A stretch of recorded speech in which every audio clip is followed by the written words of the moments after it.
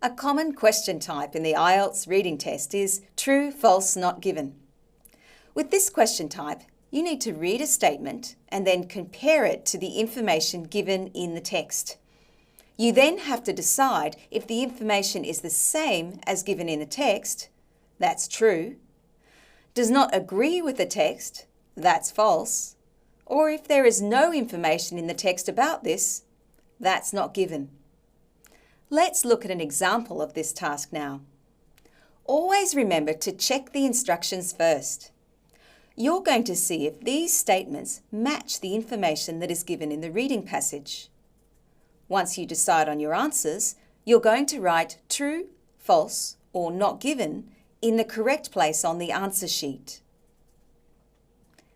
Now look at the questions. You need to read the statement and then look for this information in the text. Let's try to do question 1.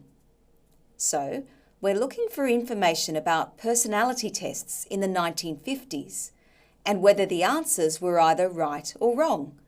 So, I guess they were very black and white. You couldn't answer maybe or I don't know. Let's try to remember that when we read the text. So now let's try to find the information about personality tests. This is the first paragraph. Now, because this is question number 1, you would expect to find the answer somewhere near the beginning of the text.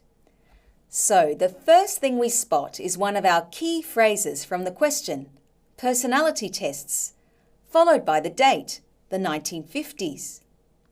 Next, we can see something about the type of question and the type of answers that these tests featured. So now we can go back to the question and compare it with the text in more detail. The statement says that the answers were either right or wrong, but the text says that the answers could not be interpreted in that way. So we can say that the answer is false because this statement does not agree with the information given in the text. So the answer is false because the statement contradicts the information in the text. I'd just like to give you a few more tips about this format. Firstly, true, false, not given questions test your understanding of information in the text. So you shouldn't answer based on your own opinions or knowledge of the topic. Next, as I mentioned earlier, answers to the questions will be found in order in the text. And there can only be one answer for each statement.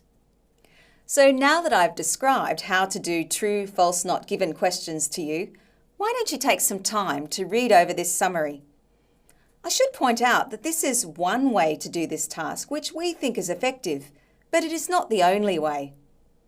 After that, I'm sure you're ready to do some practice to help you build some more skills around answering these questions.